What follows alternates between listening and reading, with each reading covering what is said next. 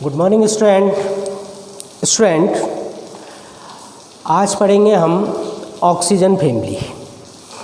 Previous chapter में हमने phosphine के बारे में पढ़ा था और जो फॉस्फीन है वो जो आपकी नाइट्रोजन फैमिली है, नाइट्रोजन फैमिली में फॉस्फोरस का कंपाउंड फॉस्फीन है।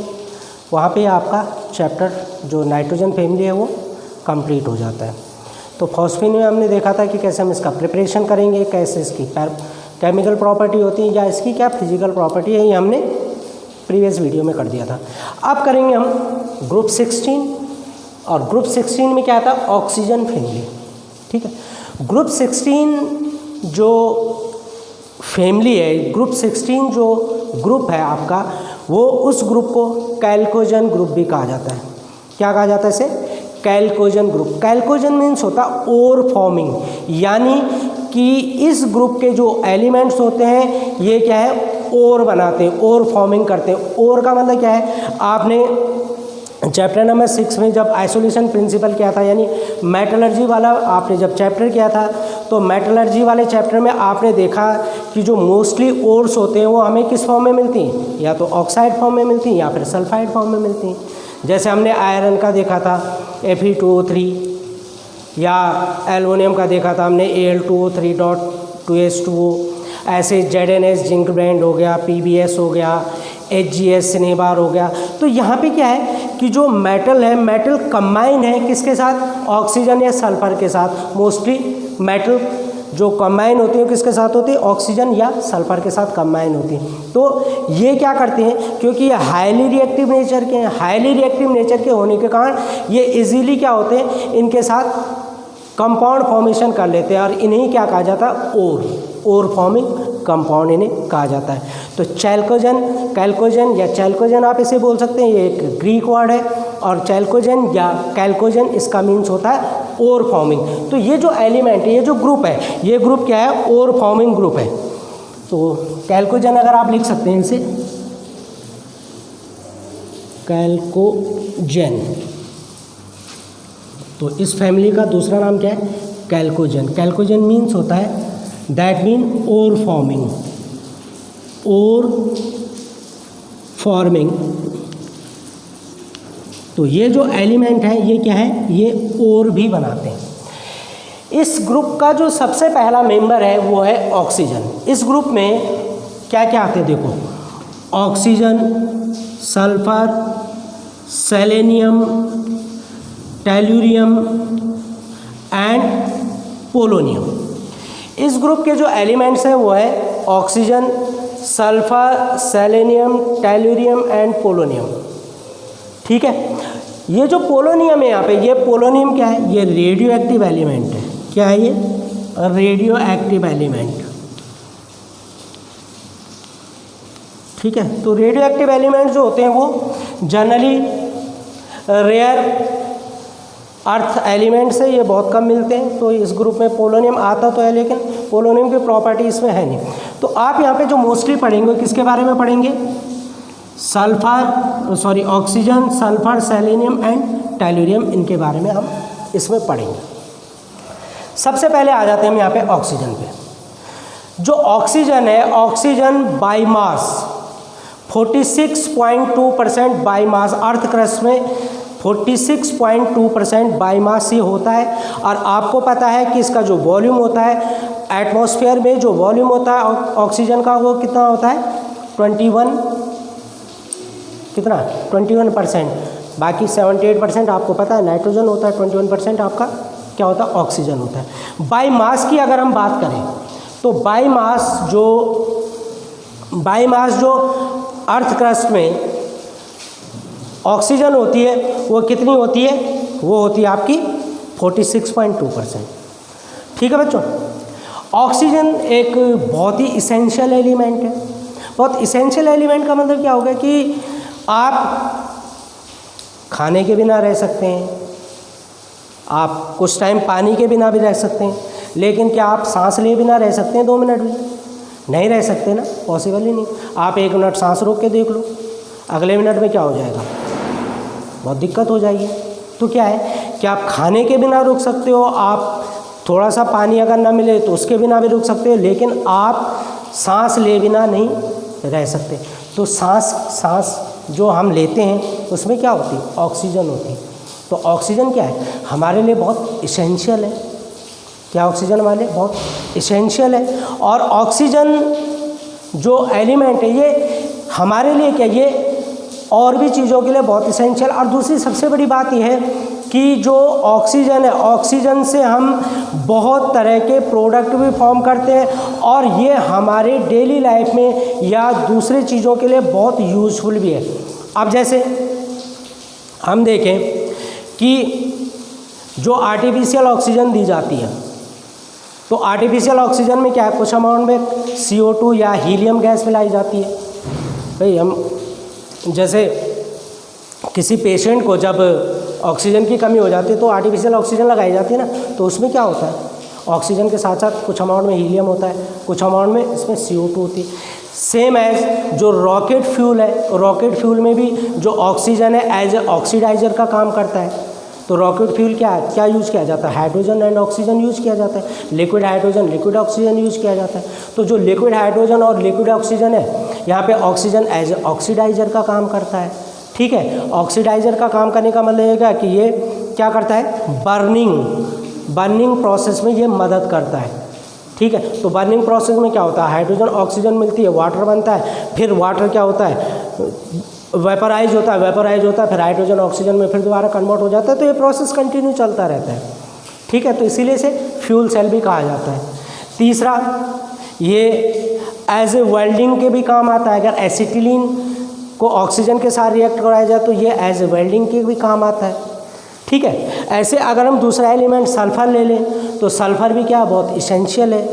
ठीक है, सल्फ़र क्या है, हम H2S बनाते हैं या सल्फ़र डाइऑक्साइड वगैरह है, ये बहुत यूजफुल थिंग्स है जो कि जिनको कि हम किससे बनाते हैं, जिनको हम सल्फ़र से बनाते हैं। इसके साथ साथ जो सल्फ़र है ये क्या है, ये मेडिसिन के यूज भी आती है।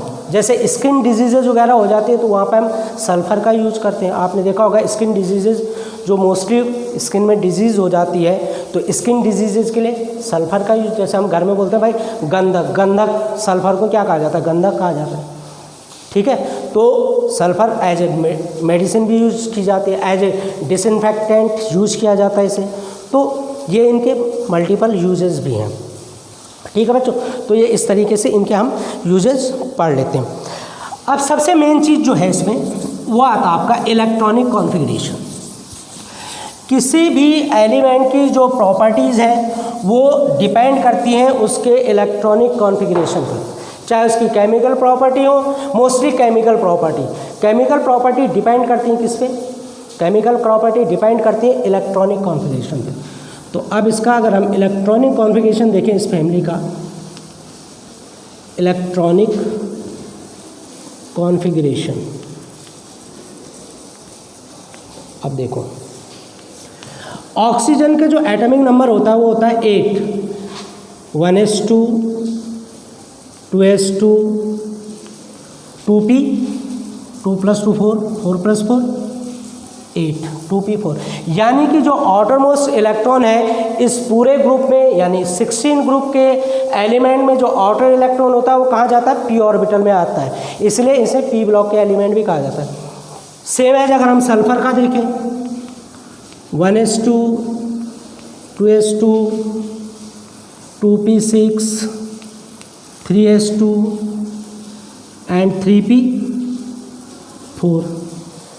ठीक है, ऐसे ही ऑक्सीजन होगा, सल्फर होगा, ऐसे सेलेनियम में क्या होगा, एक d ऑर्बिटल आ जाएगा, 1s2 2s2 2p6 3s2 3p6 4s2 3d10 and 4p6। तो इस तरीके से हम इसका इलेक्ट्रॉनिक कॉन्फ़िगरेशन बना सकते हैं। यानी कि जो इसकी p ऑर्बिटल है, p ऑर्बिटल में कितने इलेक्ट्रॉन है, इसमें 4 इलेक्ट्रॉन है, p ऑर्बिटल में 2 इलेक्ट्रॉन की कमी है। तो ये जो स्पीसीज़ है ये रिएक्टिव स्पीसीज़ इसीलिए होती है क्योंकि इसकी आउटरमोस्ट सेल में 2 इलेक्ट्रॉन की कमी होती है। इसीलिए ये जो फैमिली है ऑक्सीजन फैमिली, ये बहुत रिएक्टिव फैमिली भी होती है। ठीक है बच्चों, अब देखेंगे हम इसकी फिजिकल प्रॉपर्टी। तो फिजिकल प्रॉपर्टी में हम सबसे पहले देखेंगे इसका एलिमेंटल स्टेट। तो फिजिकल प्रॉपर्टी में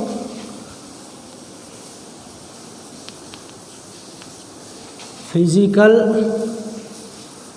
प्रॉपर्टीज,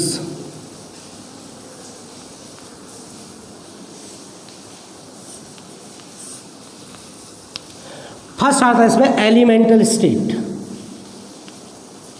एलिमेंटल स्टेट, अब इसको जरा ढंग से समझना बच्चों। एलिमेंटल स्टेट का मतलब ये हो गया आपका कि जो ऑक्सीजन है, first element, oxygen diatomic form में एग्जिस्ट होती है। जो ऑक्सीजन है किस फॉर्म में एग्जिस्ट होती है? O2। O2 यानी ये कौन सा फॉर्म है इसका? Diatomic form. Diatomic form. अब ऑक्सीजन डाई एटॉमिक फॉर्म में एग्जिस्ट क्यों करती है? सल्फर, सेलेनियम, टेल्यूरियम ये डाई एटॉमिक फॉर्म में क्यों एग्जिस्ट नहीं करते?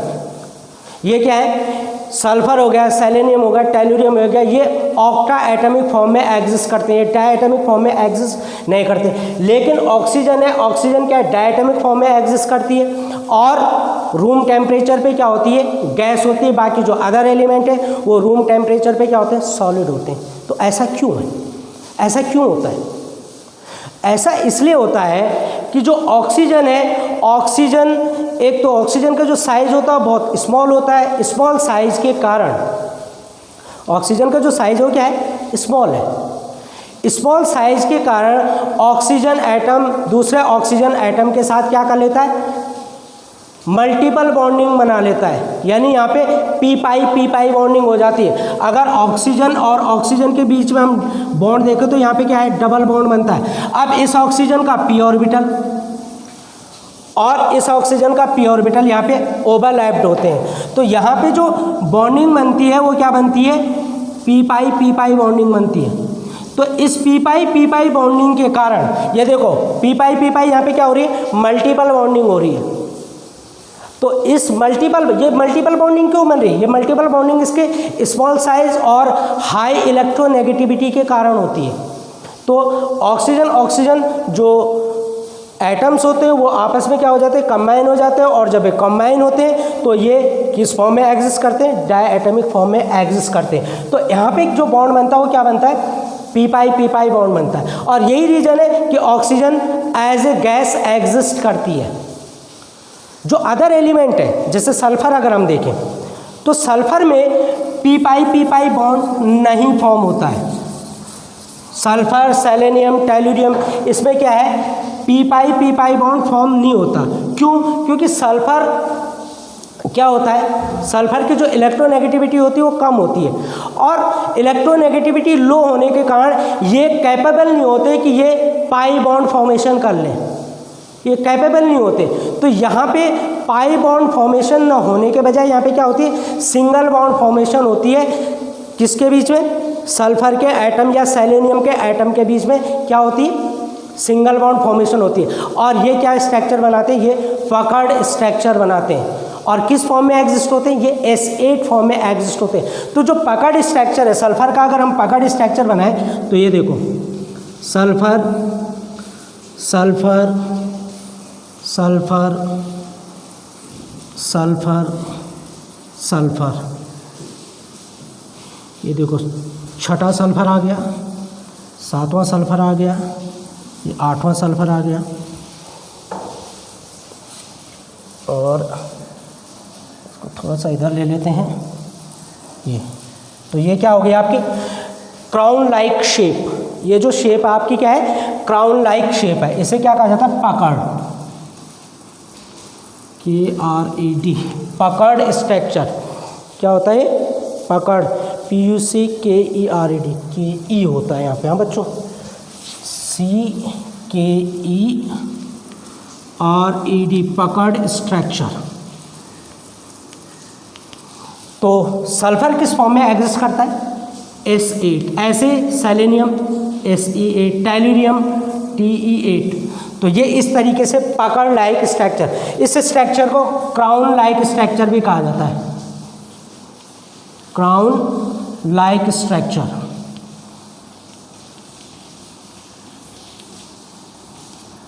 तो जो एलिमेंट्री स्टेट होती है ऑक्सीजन की, जो एलिमेंट्री स्टेट होती है वो क्या होती है, डायटोमिक होती है। यानी कि ऑक्सीजन क्या करता है, ऑक्सीजन मल्टीपल बॉन्डिंग कर लेता है, यानी पी पाई बॉन्ड बना लेता है। क्यों बनाता है पी पाई बॉन्ड?